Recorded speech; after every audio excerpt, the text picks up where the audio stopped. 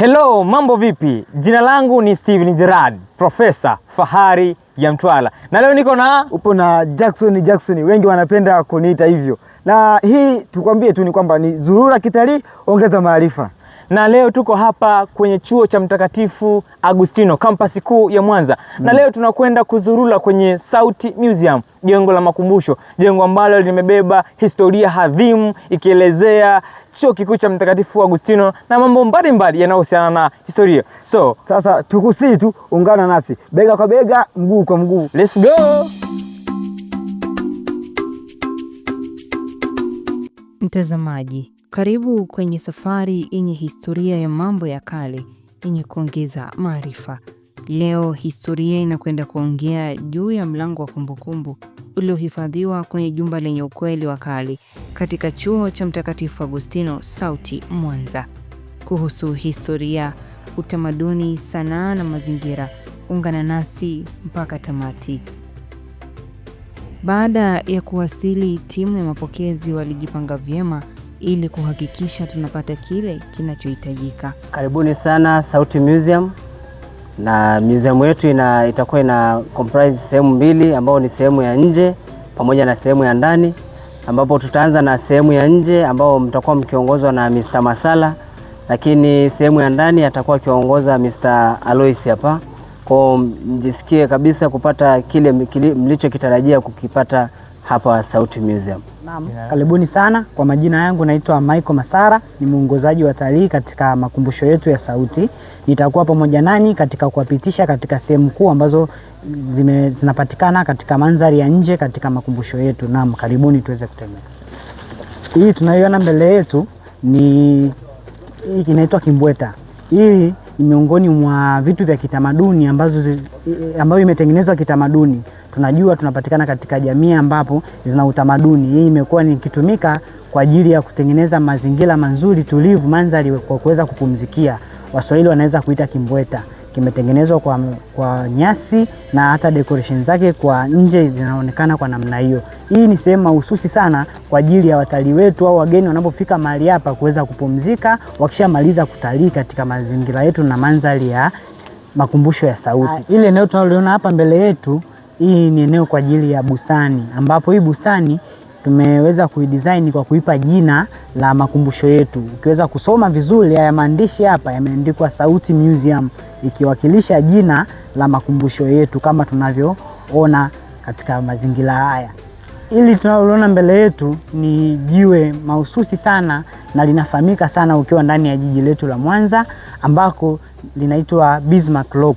Huu ni mwamba ama jiwe linalopatikana ndani ya ziwa letu Victoria. Na hii mbele yetu ni picha ambayo imebeba taswira na maana kubwa, na ndio maana ikawekwa ndani, ikaweza kuchorwa katika makumbusho yetu. Juu tukiwa na jina la makumbusho ambayo ni Sauti Museum, lakini hapa pana picha ambayo inaelezea maisha ya jamii za watu wa pwani zinavyoishi. Tunajua jamii za watu wa pwani wamekuwa wakijishughulisha na uvuvi. Kama unavyoona hapa mbele ni picha ambazo zinaonyesha mazingira ya pwani, lakini pia na maisha yao, wakihusisha shughuli na mfumo wa maisha ambavyo wanaweza kuishi jamii za pwani. Tunaweza tukasimama tukapata picha kidogo. Karibuni.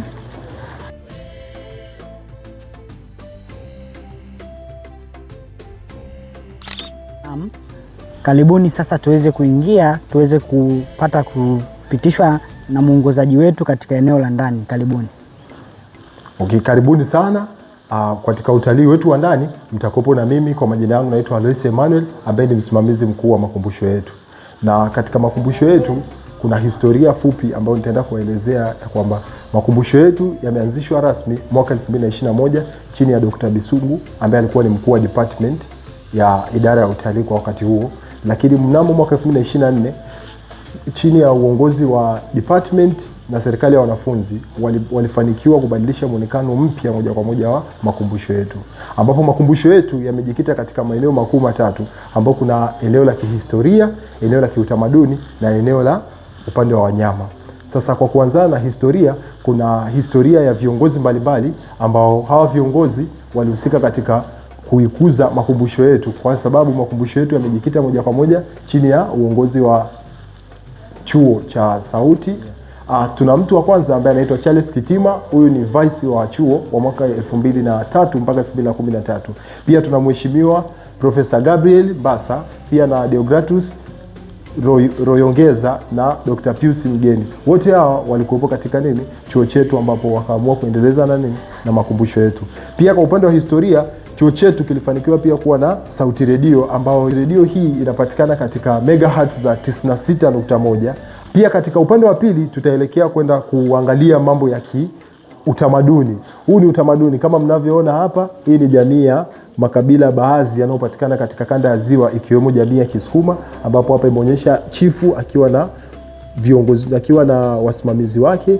Pia hapa wako na kina mama na shughuli zao na kila kitu. Na hii ni mifano ya majengo mbalimbali ya watu wa zamani katika upande huo. Lakini upande wa chini pia kulikuwa kuna vifaa mbalimbali vya kihistoria, ambapo vifaa hivi vilitumika katika kukata majani mbalimbali, shughuli mbalimbali za kilimo na ufugaji. Pia kuna vifaa mbalimbali ambavyo vilikuwa vinatumika kama kulia, ikiwemo hivi vibuyu. Pia walikuwa wana vifaa vyao kama hivi wanaita koroboi, ambavyo vilikuwa vinatumika kama chanzo cha mwanga wakati wa usiku. Pia kulikuwa kuna viti vyao vya zamani, kwa kuna matenga, vikapu. Ukija kwa upande wa huku unakutanishwa na ngoma mbalimbali, ambazo hizi ngoma zilikuwa zikitumika kwa ajili ya shughuli zao za kucheza au wakati wa sherehe mbalimbali za sikukuu. Pia ukija na huku juu unakutanishwa na vifaa vyao ambavyo walishawahi kuvitumia. Kulikuwa kuna mpaka na nguo zao za zamani ambazo zilikuwa zinatumika katika shughuli zao mbalimbali za sherehe. Pia kuna upinde na mamikuki ambayo yalikuwa yanatumika kipindi hicho. Hapa ni kwa upande wa kiutamaduni. Lakini ukija huku unakuja kwenye upande wa wildlife au wanyama. Kwenye upande wa wanyama tumefanikiwa kuwa na mifano ya wanyama mbalimbali, ikiwemo Big Five na mafuvu ya wanyama mbalimbali, ikiwemo fuvu la swala, fuvu la wale ngedere mnaowaona huko nje. Pia tumebahatika kuwa na mafuvu ya namna hiyo na mifupa mbalimbali. Pia ukija kwa upande wa pili tumebahatika kuwa na michoro, tumefanikiwa kuwa na mifano mbalimbali ya wanyama, ikiwemo wao walioonyeshwa katika mfumo wa picha. Tuna simba hapo, tuna tembo pia, na yeye amebahatika kuonekana. Tumefanikiwa kuwa na tembo katika mfumo wa michoro. Na pia ukija kwa upande wa huku kuna michoro ambayo inaonyesha Big Five kwa upande wa wanyama katika shughuli zao za uchezaji wa ngoma, ikiwemo hichi hapa. Hii ni marimba ambayo ilikuwa inatumika na chifu mbalimbali. Pia sambamba na hilo kulikuwa kuna vitu mbalimbali ambavyo vilikuwa vinatumika katika shughuli zao za uchezaji, ikiwemo hichi walikuwa wanapiga na kukipuliza kama nani zao. Na ukija kwa upande wa pili hapa kuna vifaa mbalimbali ambavyo vilikuwa vinatumika kama njia zao za kufanya ibada zao, ikiwemo hizi hapa. Hivi ni vibuyu ambavyo vilikuwa vinatumika kama mawasiliano na miungu yao. Lakini ukija upande wa huku chini pia kulikuwa kuna hivi vitu ambavyo walikuwa wanavaa wakati wa kufanya shughuli zao, wakiwa kwenye sherehe zao za asili na za jadi. Walikuwa wanatumia vifaa hivi kama kuvaa na kucheza wakati wa sherehe zao. Pia tuna mchoro. Huu ni mfano wa mchoro ambao ni very famous sana kwa hapa Mwanza, ambapo mchoro huu unapatikana katika makumbusho yaliyopo Bujora, ambapo mchoro huu umeelezea kama nyumba za watu wa zamani walikuwa wakiishi katika kanda ya Ziwa. Kwa majina anaitwa Malko Bahati Meshaki, na leo nitaanza katika ya jiwe kuu ambalo pia linapatikana Mwanza, lipo katika kitongoji cha Bwiru. Kwa watu wanaenda kule kupiga picha na shughuli nyingine zinaendelea kipindi hicho, wakiwa wanafanya dancing katika jiwe hilo, na kiongozi wao akiwa ni Mwana Malundi. Lakini pia hapa tunaona baadhi ya wanyama ambao wameelezewa kulingana na majina yao, classes zao kulingana na biology za wanyama hao. Kwa majina anaitwa Ezekiel Dominic Galwene, ni mwanafunzi wa mwaka wa 3. Pia kwa sasa nahudumu kama rais wa umoja wa wanafunzi wa utalii katika chuo kikuu cha Sauti Mwanza. Mimi ni kiongozi mwendelezi wa museum hii, ila kwa sasa ndio kiongozi mkuu wa hili jengo la makumbusho Sauti. Dhumuni au malengo ya museum hii ni kuhifadhi historia ya chuo, pia kutunza na kuhifadhi vitu mbalimbali ambavyo vimebeba utamaduni, historia, pia na mambo ya kitaaluma kwa upande wa wanafunzi, hasa hapa chuoni kwetu, kanda ya Ziwa na Tanzania kwa ujumla. Kupitia jengo hili la makumbusho Kwa upande wa wanafunzi unaweza ukaja ukajifunza mambo mbalimbali sana, hasa mambo ya kihistoria, hasa historia ya chuo, pia historia ya tamaduni mbalimbali, hasa tamaduni ya Wasukuma na Wamasai hapa kwa upande wa Mwanza. Karibuni sana, asante sana. Sasa baada ya kuweza kupata maelezo ya kina juu ya nini kinachopatikana ndani ya makumbusho yetu, sasa tuweze kumalizia katika eneo letu la nje. Karibuni. Na ningependa tuanzie hapa tuliposimama. Nyuma yetu kuna nini? Hii mbele yetu ni picha ambayo imebeba taswira za jamii za watu wafugaji.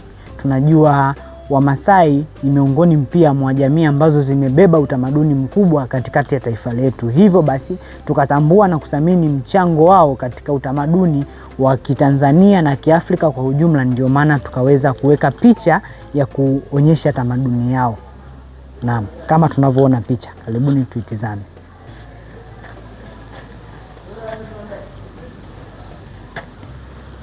Asante.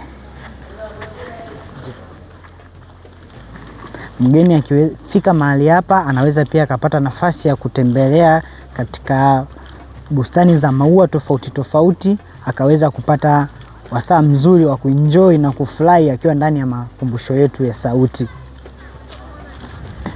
Hapa mbele yetu tuna mfano wa mlima Kilimanjaro ambao pana vilele viwili, Kibo na Mawenzi, na huu ni mchango ambao uliweza kupatikana kwa wanafunzi wetu ambao waliweza kutengeneza eneo hili na kutengeneza kuumba huu mlima ili kuweza pia kubeba historia na kuweza kuleta picha kwa mtalii anapofika. Tumeonyesha vitu popular ambavyo vinapatikana ndani ya mazingira yetu ya Mwanza. Tukaweza kuona mwamba ule wa Bismarck pale mwanzoni, lakini pia ukiwa huku nje kwenye bustani ya upande wa pili unaweza pia kupata picha halisi ya mlima mrefu kuliko wote Afrika Mashariki. Mgeni anapofika katika makumbusho yetu aweze kuenjoy. Unaweza ukauangalia pia. Kama unaweza kupanda, unaweza ukapanda. Karibu.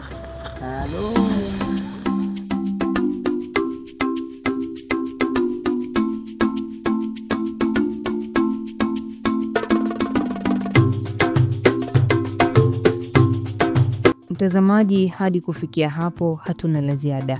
Tunaondoka tukiwa tayari tumepata pumzi safi ya historia juu ya maisha ya watangulizi wetu na historia juu ya mambo ya kale, hasa kwa upande wa kanda ya Ziwa.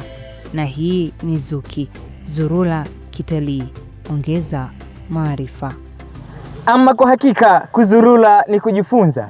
Nimezurula, tumezurula, mtembezi chakula chake miguu, na kweli tumeshiba. Hadi kufikia hapa mtazamaji wetu hatuna la ziada. Tulikuwa Sauti Museum na ulikuwa nami Jackson, Steven Gerard, Profesa Fahari ya Mtwara. Sisi tukutakie tu wakati mwema. Endelea kuungana na sisi kwenye safari za maajabu za kujifunza mengi mengi. And this is Zuki, Zurula Kitalii, ongeza maarifa. Steven Jackie mbele, kamera mkononi, Tanzania tunapita kwa furaha na sauti nzuri. Kuna pango la kale, hadithi ya shujaa, Jaka na hoji, sijalala hapa. Steve Jeka ni kweli, sio sinema tu, kiutuletia kweli iliyojaa utamu. Ongeza maarifa, kuzurura kitalii, tunaimba historia.